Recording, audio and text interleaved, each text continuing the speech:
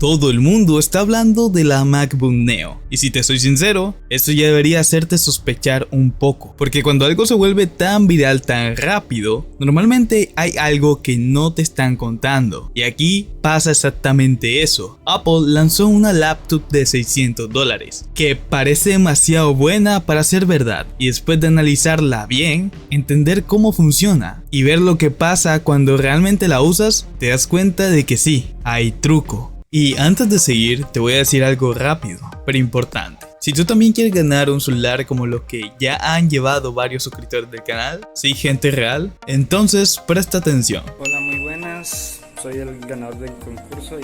Este color púrpura me encanta, está bien bonito. Cuando entré a participar ni siquiera creí que me lo iba a ganar. Ya me llegó, había pedido el Poco F7.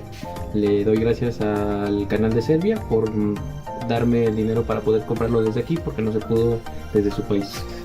Lo único que tienes que hacer es suscribirte ahora mismo, activar la campanita y dejar en los comentarios diciéndome por qué deberías ganarte. Así de simple, porque sí, estamos regalando celular de verdad y el próximo puedes ser tú. Al principio todo es perfecto. La sacas de la caja, la tocas, sientes el aluminio frío, el diseño limpio, minimalista, ese tipo de estilo de Apple que automáticamente te hace sentir que estás usando algo caro. El Trackpad responde increíble, el teclado tiene buen recorrido, la pantalla se ve muy bien y en ese momento piensas, ok, esto no tiene sentido por este precio. Y es que claro, vienes de ver laptops baratas de Windows que con plástico, pantallas mediocres y touchpads incómodo. Y de repente tienes esto en las manos, se siente sólido, premium, bien construido, incluso abrirla con una sola mano ya te da esa sensación de calidad que normalmente no ves en este rango de precio. Luego la enciendes y todo va rápido, las aplicaciones abren casi al instante, el sistema se siente fluido, navegar es cómodo, todo responde como debería. Y ahí es cuando entiendes por qué tanta gente está hablando de esta MacBook, porque durante los primeros días sinceramente parece una compra perfecta, una de esas que dices no hay forma de que exista algo mejor por este precio, y justo ahí es donde empieza el problema. Pero el problema de esta MacBook no está en los primeros días, está en lo que pasa después. Porque cuando empiezas a usarla de verdad, cuando dejas de solo abrir Safari y ver videos, empiezas a exigirle un poquito más, ahí es donde empieza a romperse la ilusión. No es algo que pase de golpe, es algo que un día funciona perfecto y al siguiente se vuelve inutilizable. No, es más sutil que eso. Empiezas a notar pequeños tirones, tiempos de carga un poco más largos, momentos donde ya no se siente tan fluida como al inicio. Y poco a poco te das cuenta de que no era tan perfecto como parecía. Y lo peor es que esto pasa justo cuando empiezas a confiar en ella. Cuando ya la estás usando para estudiar, para trabajar, para abrir varias cosas al mismo tiempo. Ahí es cuando te das cuenta de algo incómodo, pero muy importante.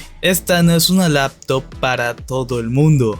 Y aquí viene algo importante, si tú usas una computadora para lo típico, navegar, ver contenido, escribir, estudiar, responder algún que otro correo, esta MacBook va sobrada. De hecho, para ese tipo de usuarios es probablemente de lo mejor que puedes comprar por ese precio. Todo se siente rápido, cómodo, sin complicaciones. Y para la mayoría de tareas básicas cumple perfectamente. Pero el problema es que la mayoría de la gente no compra pensando solo en hoy, compra pensando en lo que va a necesitar mañana. Y ahí es donde esta máquina empieza a quedarse corta, porque cuando pasas de lo básico ya no es tan sólida como parecía al inicio. Porque sí, tiene solo 8 GB de memoria RAM y eso en 2026 ya no es cómodo, es justo, es lo mínimo. En el momento que abras varias aplicaciones, varias pestañas del navegador, música, un documento, todo al mismo tiempo, empiezas a notar cómo el sistema empieza a trabarse. Y eso no es algo exagerado, pero sí lo suficiente como para que pierdas esa fluidez que tanto te había sorprendido al principio. Empiezan los pequeños tirones, los micro retrasos, ese segundo extra que antes no estaba. Y ahí es cuando entiendes que esta MacBook ya no es tan sólida como parecía al inicio.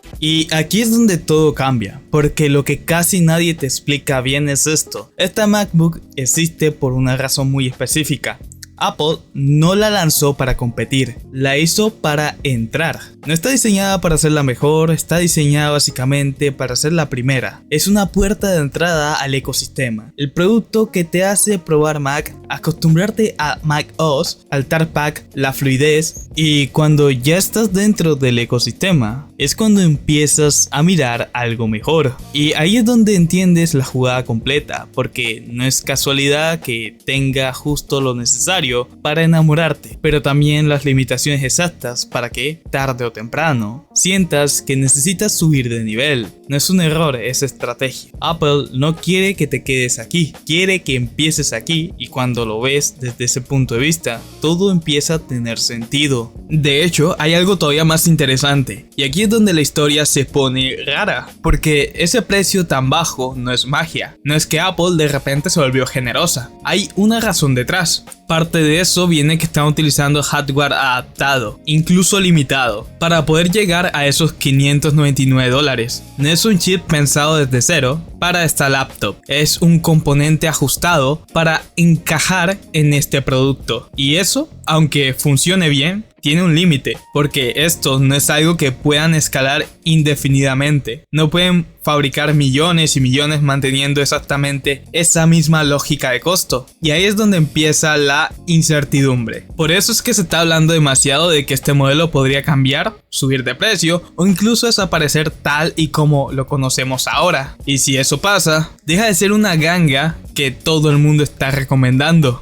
Y aquí es donde el video cambia completamente, porque ya no se trata solo de si es buena o mala, se trata de si tiene sentido comprarla ahora mismo, porque gran parte del atractivo de esta MacBook es el precio. Ese es el punto clave, es lo que hace que todo lo demás tenga sentido. Pero en el momento en el que ese precio cambia, todo cambia con él. Si sube, aunque sea un poco, o si desaparece la versión base que todo el mundo está comprando, deja de ser esa ganga que ves en TikTok o YouTube. Y en ese punto empiezan a aparecer opciones mejores, más completas, más equilibradas, incluso dentro del propio catálogo de Apple. Y ahí es donde mucha gente se equivoca, porque compra pensando en el hype y no en el valor real que va a tener el producto después. Por eso la decisión no es solo me gusta o no me gusta, la decisión es ¿vale la pena hoy o ya es mejor mirar otra cosa?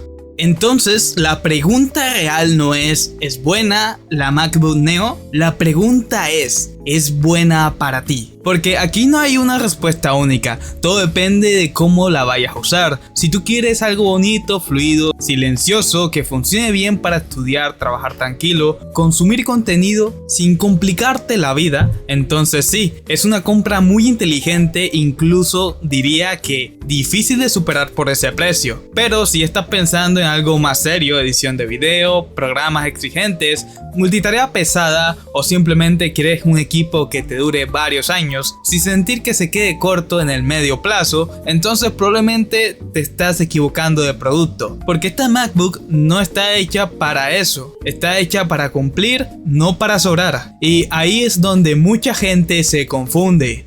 Y eso es lo que nadie te dice claramente. No es una mala laptop, pero tampoco es la increíble ganga que parece en TikTok. Apple no hizo un mal producto, hizo un producto muy bien pensado, demasiado bien pensado, porque te da lo justo para enamorarte del primer momento, pero no lo suficiente para que te quedes ahí por mucho tiempo. Y cuando lo ves así, te das cuenta de que todo encaja, el precio, las limitaciones, la experiencia, no es casualidad, es una estrategia pura. Por eso mucha gente la compra pensando que está haciendo la mejor jugada, y meses después empiezan a mirar algo mejor, y ahí es donde Apple gana de verdad. Así que ahora te digo a ti, sabiendo todo esto, ¿la comprarías igual o prefieres invertir un poco más y evitar esas limitaciones desde el primer día? Déjamelo saber acá abajo en la cajita de comentarios. Mi nombre es Servia, tu canal de tecnología de confianza. ¡Chao!